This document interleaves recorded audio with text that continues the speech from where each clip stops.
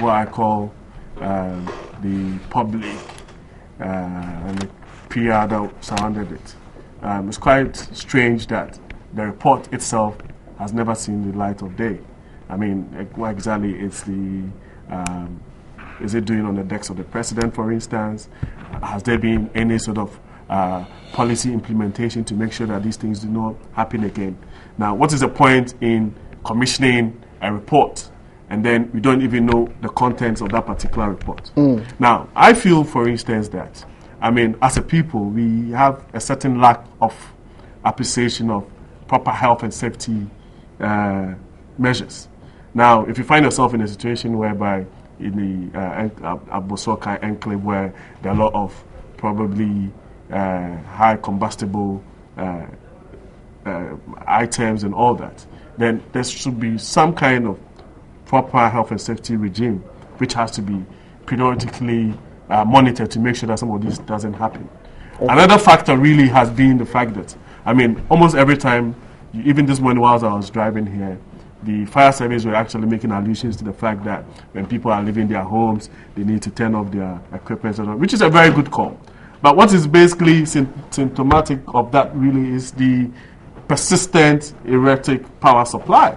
You understand? So that now brings us back to the whole energy situation. So as far as I'm concerned, there was another reason that there were probably even not fire tenders, water tenders, located nearby where the fire actually started. And these are basically direct responsibility of the fire service, which of course is under the remit and supervision of the government. So these are certain things. I mean, of course, I agree with Dr. Park that in terms of access to most built-up areas, markets, and other public places, it's probably non-existent. Something has to be done before something major happens, especially when we find ourselves in a situation whereby even the government itself is not even in the habit of even ensuring public facilities. You understand? So these are some of the things that we need to go into. The law has to be essentially implemented. It has to be the people responsible for making sure that we stick to the laws, basically make sure that it's done. Yes. Especially when you have a building, you need to have a fire permit and all that. The fire service has to come and basically assess exactly what you need in terms you have proper access, you have proper emergency exits, and all of these things has to happen. Somebody has to take responsibility for some of these things to make sure that we do not find ourselves, grappling with a major disaster. Okay. And this is one fire too many, and we need to find solutions to this. I know for a fact that the Ghana National Fire Service says that they, in the next few days or beginning August 1, they will be going to churches, schools, and some of these institutions that always house people and start closing them down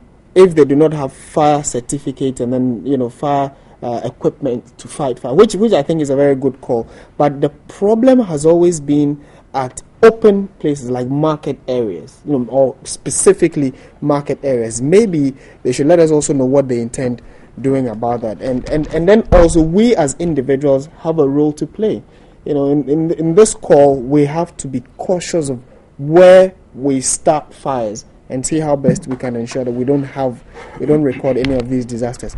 The front page story, the banner headline of the Ghanaian Times is security agencies move in to protect Achimota School lands. And the story is on page 16 of the paper. It says that an 8-foot fence wall that was erected by some estate developers and land guards around two teachers' bungalows of the Achimota School has been pulled down. This follows the Ghanaian Times exposure last Friday that some private developers had started erecting fence walls around the teachers' bungalows for a possible takeover of the land from the school.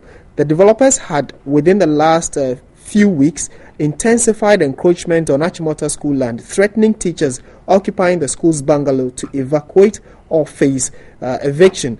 They issued a 2-week ultimatum a fortnight ago to the occupants in some of the teachers' bungalows to leave before they began the demolition. However, last Saturday, the fence wall was raised to the ground by an excavator under the supervision of some security personnel from the Ghana Police Service.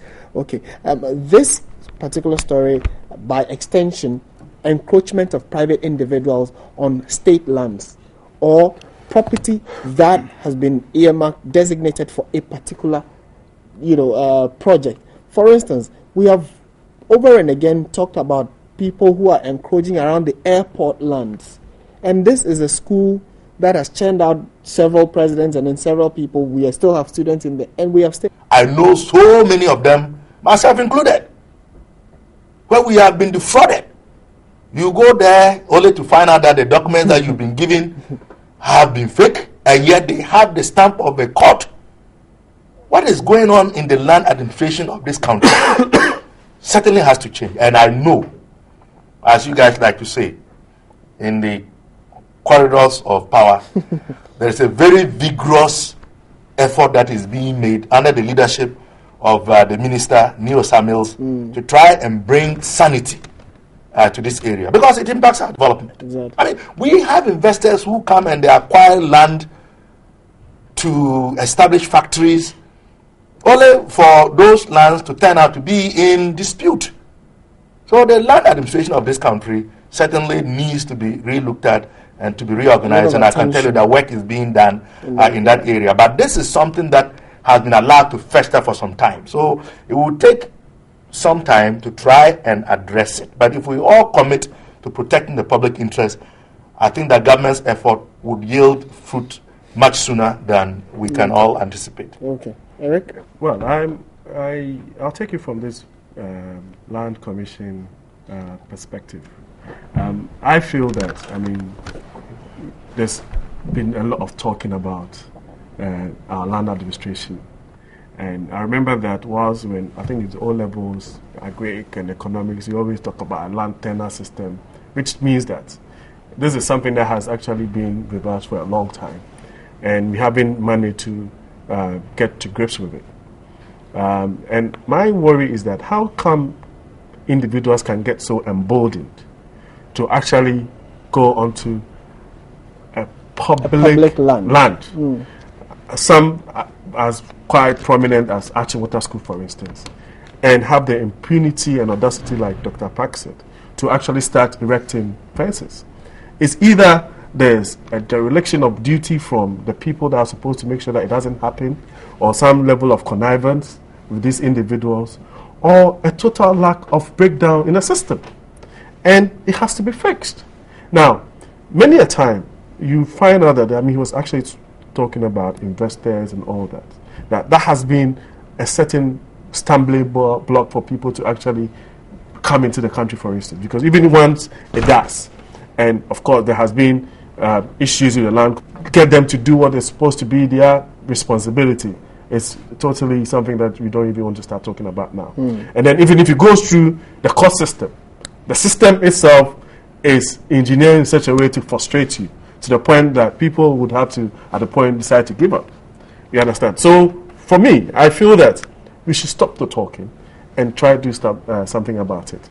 This whole phenomenon of land guards and something is something that, unfortunately for us, has become part of our fabric.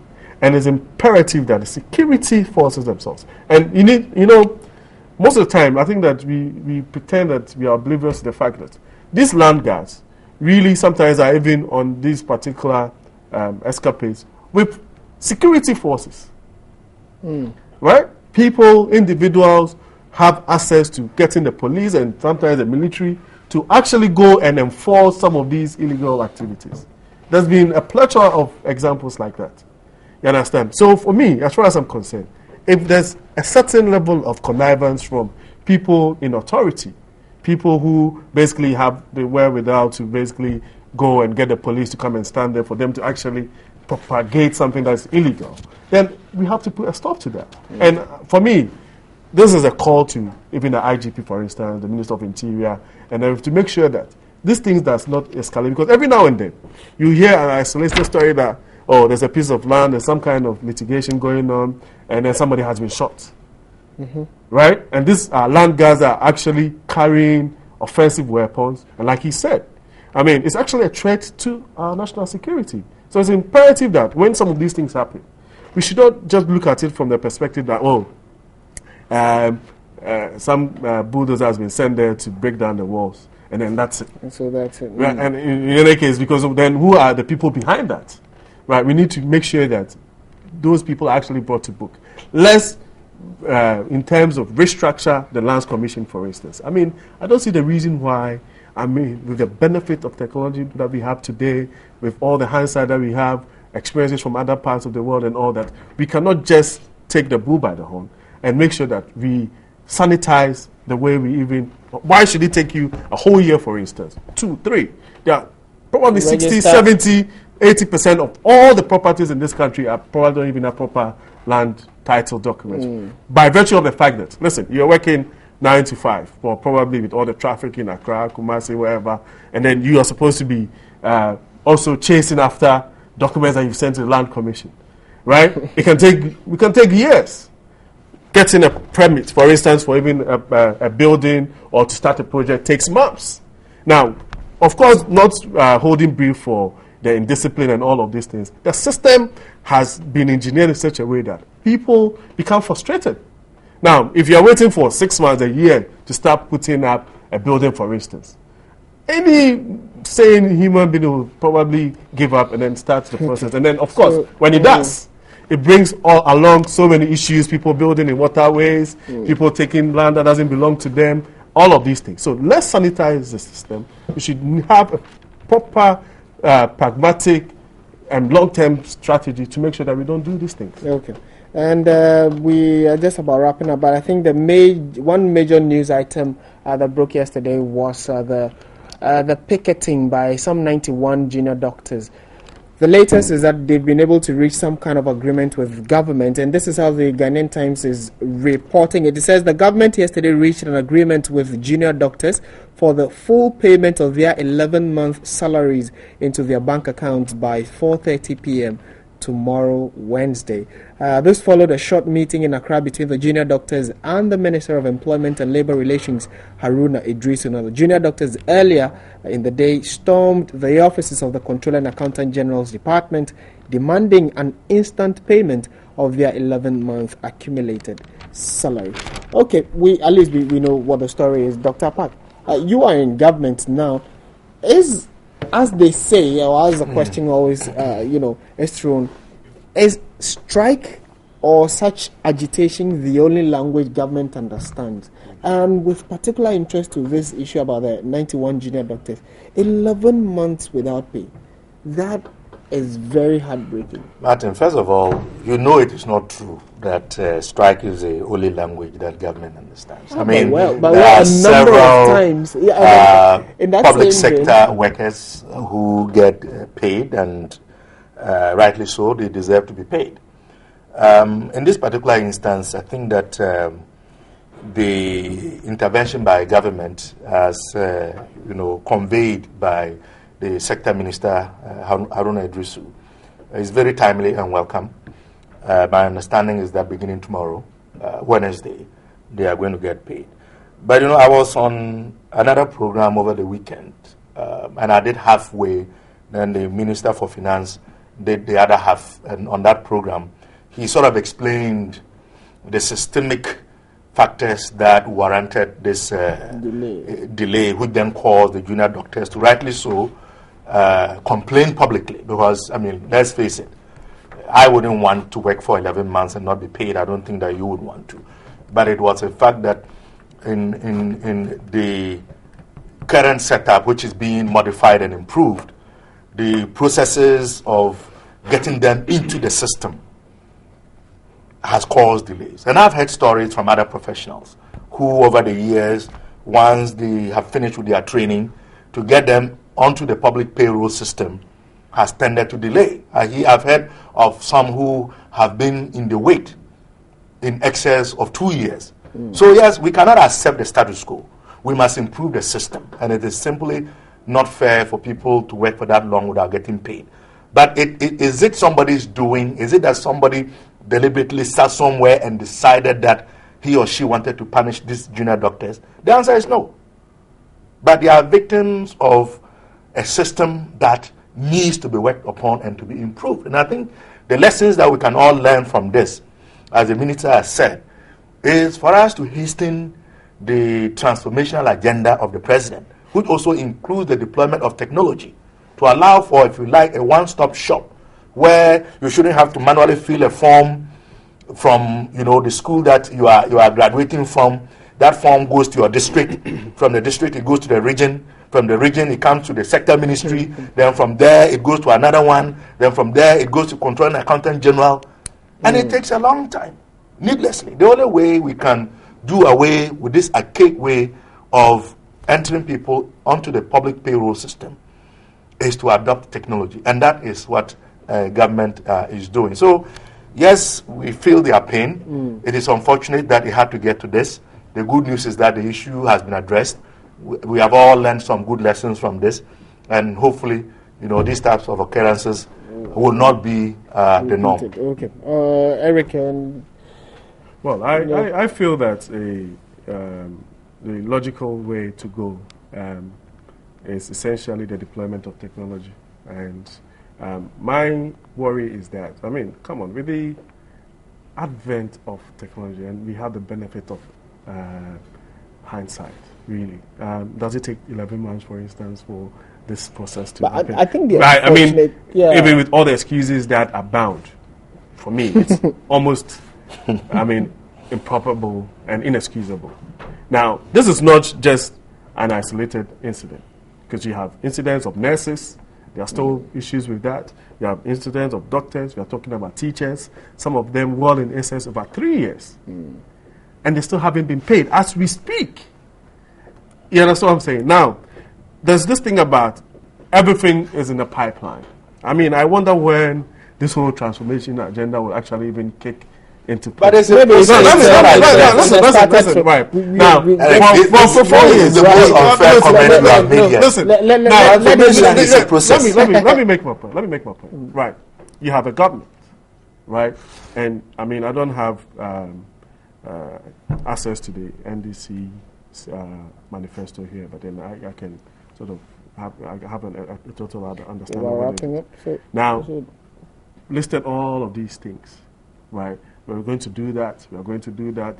We are going to clear Accra of filth in 100 days. We're going to do this. We're going to do this. Now, in this era, we've had more cholera than in the history of this country. We've had workers going on strike by virtue. No, I'm just making it. I'm just making. He was asking. The issue has to do with let me make my point. And clearly, there's. Not holding brief for what the minister has said, but I think that. Let me make my point. Thanks for the compliment. I'm just making a correlation. I'm talking about this whole transformation agenda. This word that has been bandied around by almost every single NDC communicator or anybody that speaks from the government around. Now, my point really is because we are transforming the country. Right. Haven't you gone to circle lately? Right. Listen, my point really is that if that is the case, it has to be done holistically, so that we don't have a situation whereby junior doctors have actually been sorted out. And we are waiting for nurses will start. You understand? So now, cleaning the city. Let me make I think it's about 8 o'clock. Let me make round up. 10 seconds. Right. I would say that. The future of this country can never be trusted in the hands of the NDC. Really? Especially when Dr. Park. Did you and I also have political yes. Listen. When Dr. Park actually says that